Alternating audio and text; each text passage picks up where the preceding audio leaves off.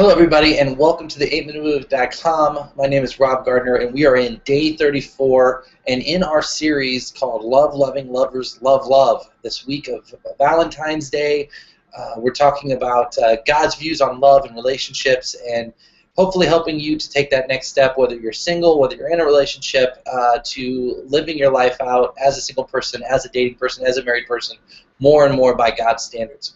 And the title for today's topic is American Idol.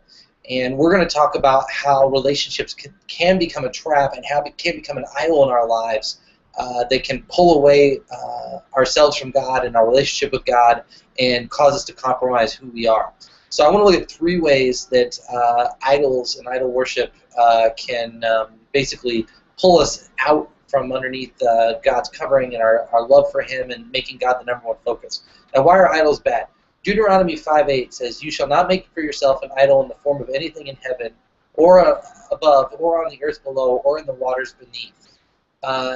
It's very clear that God doesn't want us to put anything in front of Him. In fact, Exodus chapter 20, verse 3, one of the 10 commandments. If you know the 10 commandments, you know this one. You shall have no other gods before me.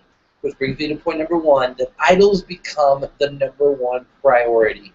Now, we've all been there. If you've been in a relationship, you meet that girl, that guy, that special someone, and you see them, and the hair on your neck and arm stands on end, and you're all excited, and they become the only thing you can think about. You go to lunch, you're thinking about them. You're going to bed at night, you're thinking about them. You're in the shower, you're thinking about them. It's a human tendency. It's natural. We get excited, and that person becomes the number one thing in our lives. The problem is, God is supposed to be the number one thing in our lives. That doesn't mean you can't be excited about somebody of the opposite sex and be excited about seeing them or knowing them or, have feelings for them. But we have to make sure that they don't become the number one priority in our lives. Again, are we getting to the point where we're spending so much time with that person and thinking about that person that God starts to get crowded out, that we kind of start to put away having a relationship with God, praying, reading our Bible? Are we sitting in youth group looking at that person across the room, and instead of listening to the message, we're thinking about that person, and we're planning out things for the next day with that person? It's so easy to let our minds and our hearts be trapped by this relationship and get to the point where we replace God with that. That's bad. We got to make sure in our relationships that we're still keeping God first. And you always need to kind of just come back and check on a daily or weekly basis, is God still first in my life? If a relationship is causing God not to be first, I don't care if you guys are behaving in that moment. I don't care if you guys are following rules and boundaries and all that good stuff. If God's not first, it will at some point fall. It will at some point crumble. And if that thing that you're trying so hard to keep, that relationship intact, you want that person so bad, if you try so hard to keep it that you push God out, you're going to lose it. God has to be the center of your life and the center of that relationship for it to be successful. The number two thing that idols do, idols are worshipped. Romans 1:25 says that they exchanged the truth of God for a lie and worshipped and served created things rather than the Creator, who is forever praised. Amen. Again, one of the big things all throughout the Bible is these people would make idols and they would worship them and they would honor them and they would praise them just the way that they would worship God or honor God. But they would allow these other things to come in and be worshipped. And we get guilty of this too. Sometimes we meet somebody and we think so amazingly of them that we start to worship them. We start to treat them like a god. We start to push them way above ourselves. A true healthy relationship is equal, where you and that person are at the same place. It's not this, you're here and that person is way up here, they're way better than you, and oh, woe is me, and that person's holy. No, it's a partnership. You are together. You are becoming one.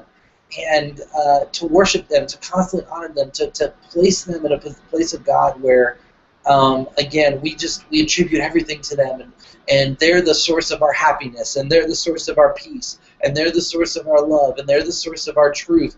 That is unhealthy. God is the source of our happiness, our peace, our love, and our truth. So we have to make sure that we're not taking what God is for us and replacing that with this person. All the things that we love God for, we cannot replace God with that person and say, now we're going to worship this person because this person is now the source of those things. Because guess what happens when things do go bad, when you do break up? All that just comes tumbling down. So we got to make sure that we don't make relationships the number one priority. Number two, we got to make sure that we don't worship them. And number three, idols are what people turn to in their time of need. In Exodus 32, we get this story. Moses went up to meet with God on the mountain. He was a long time coming down. And so watch what happens here. When the people saw that Moses was so long in coming down from the mountain, they gathered around Aaron and said, "Come, make us gods who will go before us. As for this fellow, Moses, who brought us up out of Egypt, we don't know what's happened to him." So Aaron answered them and told them to take the golden earrings off their wives, their sons, their daughters, and bring them to me.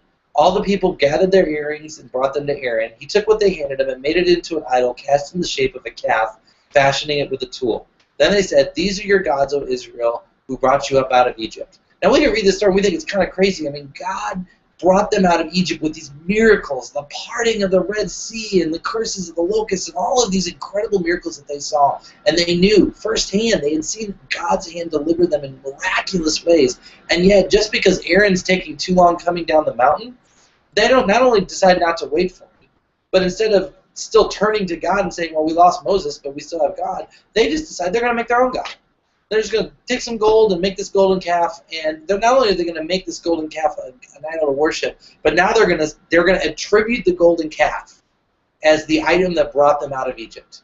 Now think about this for a second. They replaced God, and they took all of the miracles God did and gave the credit to this idol. Now, take that back to relationships. How many times in relationships, when we're in need, do we turn to a person instead of God?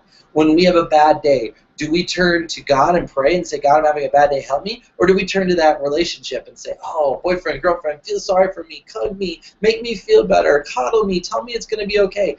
It's a trap that we get into. I'm not saying you can't share your day with your friends and your relationships and say, "Hey, I'm struggling."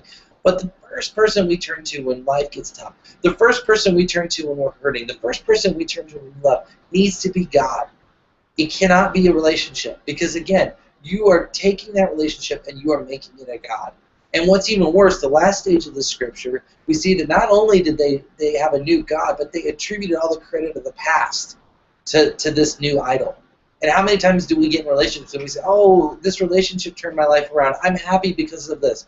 I'm in love because of this. I'm satisfied because of this." And in our own minds, we think that a relationship is what we need to survive.